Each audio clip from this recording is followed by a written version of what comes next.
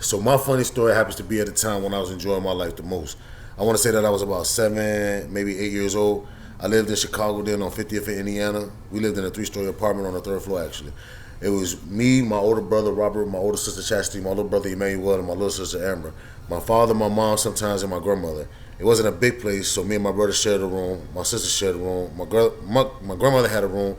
And now thinking about it, I honestly don't know where my father slept. I don't think there was another room in the apartment, but it was a decently sized place. Anyway, during our time in the apartment, me and my siblings often found ourselves bored, and naturally being boys, we have rough nature, so you could always find a time where boys played rough games that often led to fighting. And on that day, on the day that I chose to speak about is one of those days.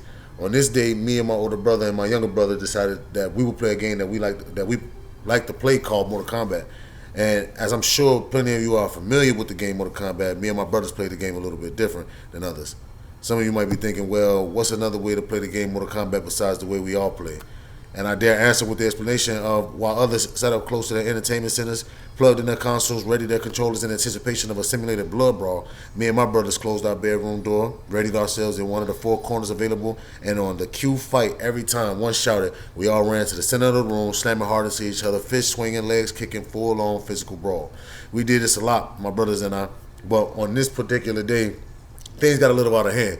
We were doing our usual grunting, punching, and kicking. We usually do this for about 2 to 3 minutes because by then someone would have jump dropped out and the match didn't last that long between the last 2.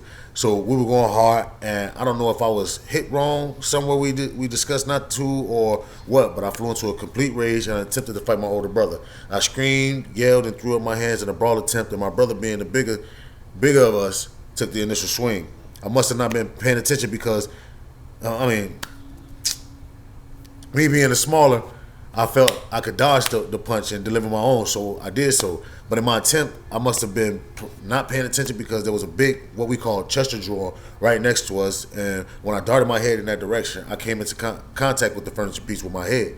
Right above the eye, splitting my eyebrow open. I didn't know that immediately, but upon inspection, it was found that I had split my eyebrow, which was addressed with a blood-curdling scream when I finally saw the blood.